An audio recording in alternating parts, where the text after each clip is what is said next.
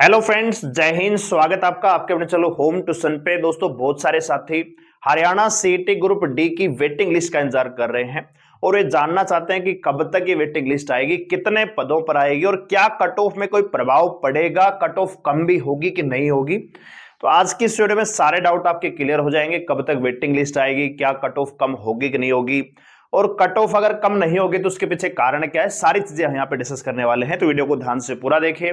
Channel पे आप नए हैं, चैनल को सब्सक्राइब कर लीजिए, बेल आइकन को प्रेस कर लीजिए और किसी प्रकार की लेटेस्ट न्यूज अपडेट को पाने के लिए हमारे टेलीग्राम चैनल को ज्वाइन कर लीजिए, लिंक डिस्क्रिप्शन में दिया हुआ है।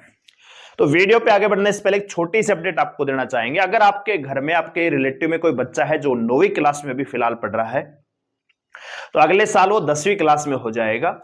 आप एक चीज समझ लीजिए कि जिस बच्चे ने 9वीं क्लास और 10वीं क्लास का मैथ अगर अच्छे से पढ़ लिया, तो अगर आप चाहते हैं कि आगे वो नीट की, आईआईटी की तैयारी करे, बड़े लेवल के एग्जाम की प्रिपरेशन करे, तो उसमें मैथ का बहुत ज्यादा अहम रोल होता है।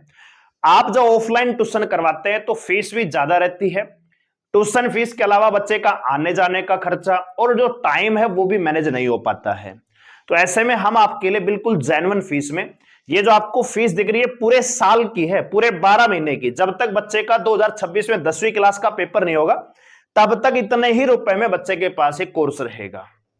तो अगर कोई बच्चा है जो आपके परिवार में है, कोई रिलेटिव है जो फिलहाल अभी 9वीं क्लास में है, अगले साल वो 10वीं में हो जाएगा, तो हम उनके लिए मैथ्स किंग बैच, जी हाँ दोस्तों, जब बच्चा 2026 में अपना मैथ का पेपर दे रहा होगा, मैं आपसे वादा करता हूं कि आपका बच्चा मैथ में 100% रिजल्ट लेके आएगा। ये मेरा आपसे वादा है। इतने बढ़िया तरीके से, चाहे वो हरियाणा बोर्ड का है, सीबीएसई बोर्ड का है, बिहार बोर्ड का है या यूपी बोर्ड का है, मैं ये वादा कर रहा हूं कि बच्चे का एक भी नंबर नहीं कटेगा, क्योंकि इस बैच में ना केवल सिलेबस, उस सिलेबस से रिलेटेड बहुत ज्यादा प्रैक्टिस हम करवाने वाले हैं। तो अगर कोई बच्चा है, ऑनलाइन क्लास में फायदा यह है कि किसी दिन बच्चा अगर क्लास नहीं भी ले पाएगा तो अगले दिन वो क्लास उसके लिए अवेलेबल रहेगी। लेकिन ऑफलाइन क्लास में अगर चलते हुए टॉपिक में, मान लीजिए कोई भी टॉपिक चल रहा है, ट्रिग्नोमेट्री चल रहा है, 2 दिन बच्चा गया और तीसरे दिन उसने छुट्टी कर ली किसी वजह से, तो चौथे दिन जो चीज पढ़ाई जाएगी वो उसके समझ में नहीं आएगी। ठीक है दोस्तों। देखिए, ऑनलाइन क्लास में क्या है कि उस क्लास को बाद में भी देख सकता है, अपने टाइम सुटेबल के अकॉर्डिंग कभी भी इन क्लास को रिपीट कर सकता है, कभी भी देख सकता है। और डिजिटल क्लास का फायदा है कि स्पीड कम ज्यादा कर सकता है, अपनी सुविधा अनुसार वो बार बार रिपीट भी कर सकता है। अगर कोई है बच्चा आपके परिवार में तो आप उन्हें हमारे बैच रिकमेंड कर सकते हैं। बैच हमने लॉन्च कर दिया है, एडमिशन ओपन हो चुके हैं, आप उनको एडमिशन करवा सकते हैं। और मंगलवार से, ट्यूसडे से इसमें क्लासेस जो है स्टार्ट हो जाएंगी मैथ की। ठीक है, तो आप उन्हें बैच रिकमेंड कर सकते हैं। आइए बात करते हैं। तो सबसे पहले हम बात करते हैं कि ग्रुप डी की जो वेटिंग लिस्ट है वो कब तक आएगी। पहला सवाल तो यही है कि ग्रुप डी की जो वेटिंग लिस्ट है भैया वो कब तक आएगी। तो भैया ये आपको देखने को मिल सकती है जनवरी लास्ट। ठीक है, जनवरी लास्ट में आपको 26 जनवरी के आसपास, यानी जनवरी का जो आपको ये महीना, जनवरी के लास्ट में हम आपको ऑलरेडी बता चुके हैं कि जनवरी के लास्ट में, फरवरी के पहले सप्ताह में, तो मान के चले कि जनवरी के लास्ट में आपको वेटिंग लिस्ट देखने को मिलेगी। बात करते हैं कि यहां पे कितने पदों पे रिपीट होगी, मतलब कितने पदों पे आएगी। तो एक चीज आप समझ लीजिए दोस्तों, 17,000 बच्चों की लिस्ट जो है ग्रुप डी की निकली है। इसमें से मैं आपको ऑलरेडी बता चुका हूं कि 12,000 के आसपास ही, 12 से 13,000 के आसपास ही बच्चों ने ज्वाइन किया है, यानी लगभग 4,000 के आसपास, यहां पे 4,000 से लेके 5,000 तक वैकेंसियां खाली हैं। ठीक है दोस्तों। दूसरी बात, बहुत सारे डिपार्टमेंट ऐसे हैं जिनमें अभी वैकेंसियां खाली चल रही है, यानी इनके अलावा भी वैकेंसियां खाली हैं। 17,000 में से लगभग दोस्तों 2 से 3,000 बच्चों ने तो ज्वाइन ही नहीं किया और लगभग इतने ही बच्चों ने छोड़कर ग्रुप डी को ग्रुप सी में ज्वाइन किया। तो अगर मैं बात करूं यहां पे कितने पद वैकेंट हैं, तो भैया वैकेंट तो यहां पे 7,000 से लेके 8,000 है। ठीक है, 7,000 से लेके 8,000 पद यहां पे खाली हैं ग्रुप डी के। लेकिन सबसे बड़ी समस्या पता है क्या है? आपने देखा होगा कि जैसे आपका सीईटी का जो रजिस्ट्रेशन है, उसी से ग्रुप डी का भी आप अपना स्कोर चेक कर सकते हैं, उसी रजिस्ट्रेशन से ग्रुप सी का भी चेक कर पा रहे हैं, उसी रजिस्ट्रेशन से हरियाणा पुलिस का भी एडमिट कार्ड निकल रहा था। कहने का मतलब यह है कि बच्चों का रिपीटेशन बहुत ज्यादा है। अगर ग्रुप सी और ग्रुप डी को मिलाएं, टोटल वैकेंसियां 24,000 थी ग्रुप सी की और 17,000 वैकेंसियां ग्रुप डी की, तो भैया ये 41,000 वैकेंसियां बढ़ती हैं। लेकिन 41,000 में से दोस्तों लगभग 14,000 बच्चे ऐसे थे जो ग्रुप सी और डी दोनों में रिपीट हुए थे। ठीक है दोस्तों, फिलहाल भी लगभग दोस्तों, ज्यादा तो नहीं कह रहा, 7,000 के आसपास बच्चे ऐसे हैं, अगर ग्रुप डी की अब वेटिंग भी लगेगी ना तो यही बच्चे रिपीट हो जाएंगे। जो नए बच्चे हैं, जो जेन्युइन है, उनको मौका नहीं मिलेगा।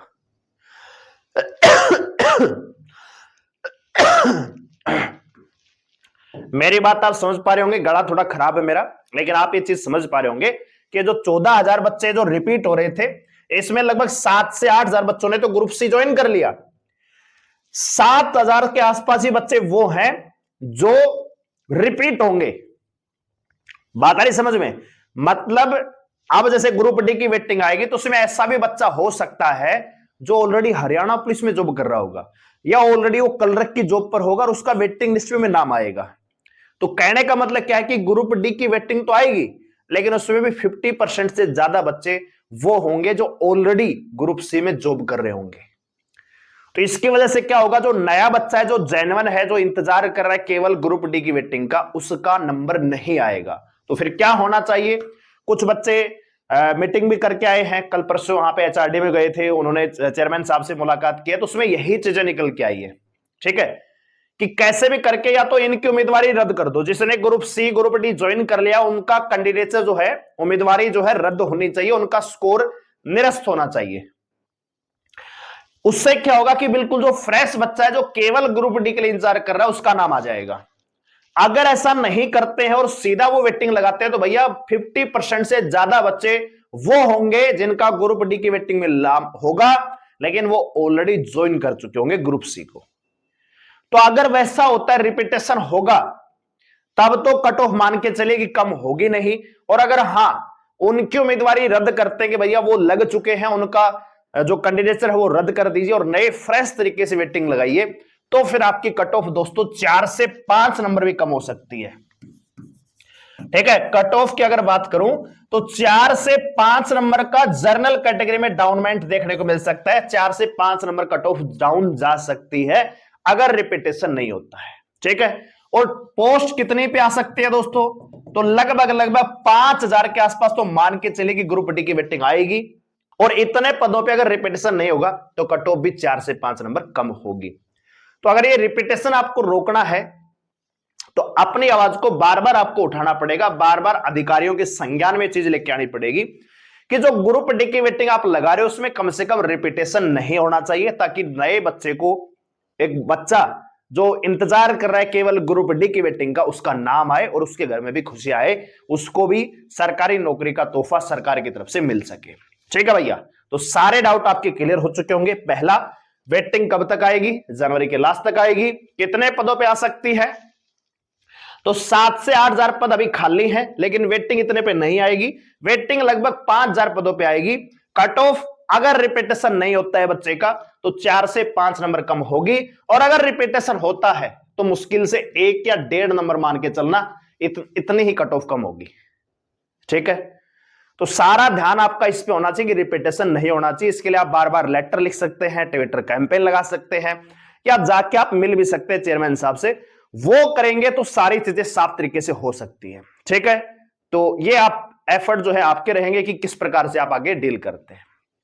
तो उम्मीद करते हैं आपके डाउट क्लियर हो चुके होंगे। वीडियो को लाइक करें, शेयर करें, चैनल को सब्सक्राइब करने के साथ जुड़ने के लिए धन्यवाद। जय हिंद।